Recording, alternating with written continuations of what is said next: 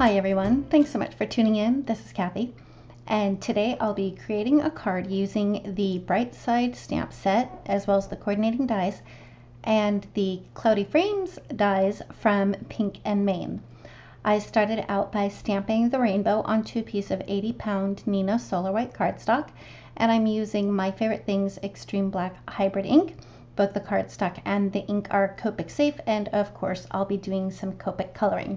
I did stamp the image twice just to make sure that I got a really good impression because it's a new stamp and it had not yet been seasoned. So moving on to the Copic coloring, for the rainbow, I concentrated on having a highlight in the center of each of the stripes, and I only used 2 different markers per stripe. And really the only reason I did that was because I did want to have a little bit of a highlight. I will of course have all of the colors that I used listed down below as well as over on my blog. And the coloring that I did is very simple. There are a few areas where I do a tip to tip technique just to get the colors to blend a little bit easier.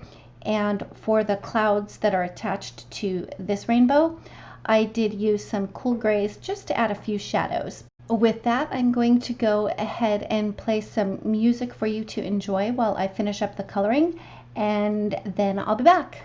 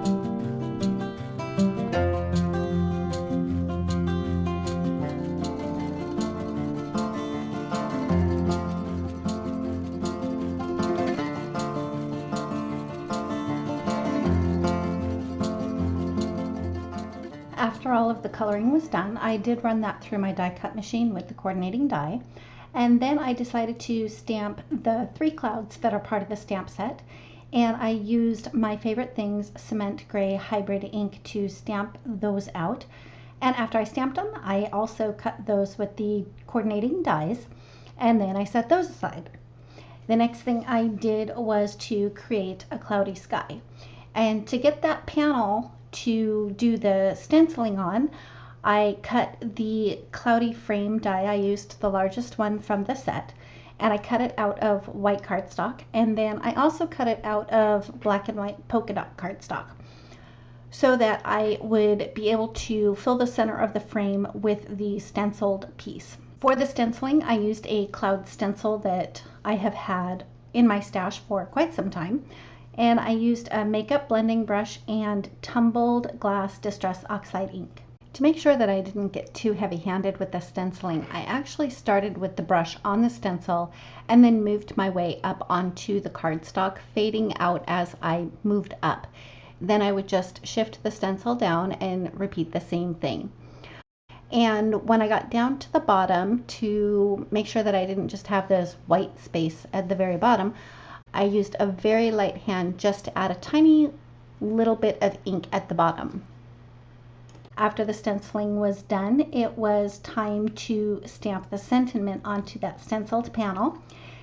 And the first time I inked it up, I noticed right away that I was quite heavy-handed with my ink because I used VersaFine Onyx Black, and you just don't need a whole lot of pressure to get your stamp inked up. So I grabbed a piece of scratch paper and stamped it off and cleaned the stamp very well, re-inked it, and then stamped the sentiment.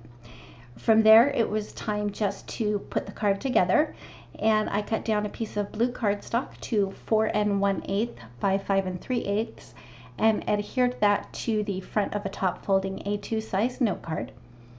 Next, I put the frame in place, but I didn't adhere it.